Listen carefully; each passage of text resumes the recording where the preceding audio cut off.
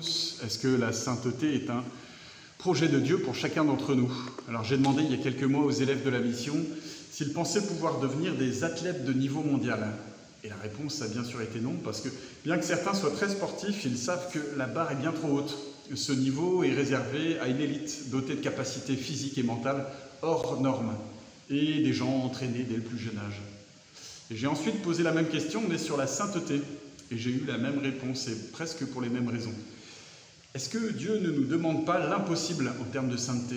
La sainteté est-elle réservée à une élite, à des gens parfaits moralement, dotés de capacités spirituelles innées et hors normes? C'est d'autant plus étrange que lorsqu'on observe la vie des saints, on constate qu'un certain nombre, et pas des moindres, partaient quand même avec quelques casseroles.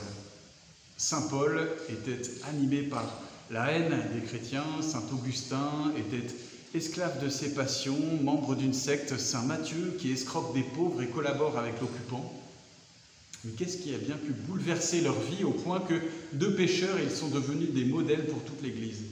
Si nous pensons que ce sont nos efforts ou notre volonté qui feront de nous de véritables amis du Christ et fils du Père, nous risquons de rencontrer deux écueils. Le premier, vous le connaissez bien, c'est celui des pharisiens. L'orgueil de se croire plus saint que les autres, par la conformité de ma vie aux exigences soit de la loi, soit de l'Église, et vient le mépris des autres qui demeurent dans le péché. Le Christ s'empresse de nous rassurer sur ce point, les prostituées, les publicains nous précéderont dans le royaume de Dieu. Le deuxième écueil, c'est celui du désespoir.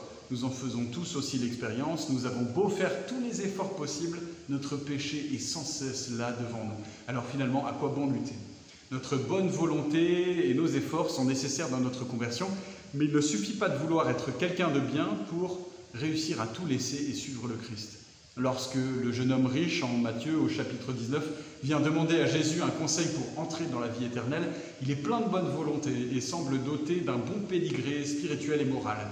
Il est aujourd'hui ce qu'on appellerait un bon pratiquant, le jeune homme bien sous tout rapport, le gendre idéal. Jésus, avant même de lui indiquer ce qu'il reste à convertir dans sa vie, lui montre le Père. Dieu seul est bon. La voie de la sainteté commence donc par un recentrement de toute notre attention sur la source de toute sainteté, Dieu qui seul est saint. Être saint, c'est donc participer à Dieu, c'est lui être uni en recevant son amour et en prenant conscience de l'amour qu'il ne cesse de nous donner à chaque seconde. On ne devient pas saint parce qu'on a décidé de devenir quelqu'un de moralement irréprochable pour notre bonne conscience.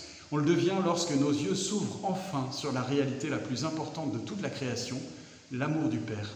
Seule l'expérience de cet amour peut consumer notre alcoolisme, notre besoin compulsif de dire du mal, notre infidélité, qui jusque-là nous semblaient des montagnes infranchissables.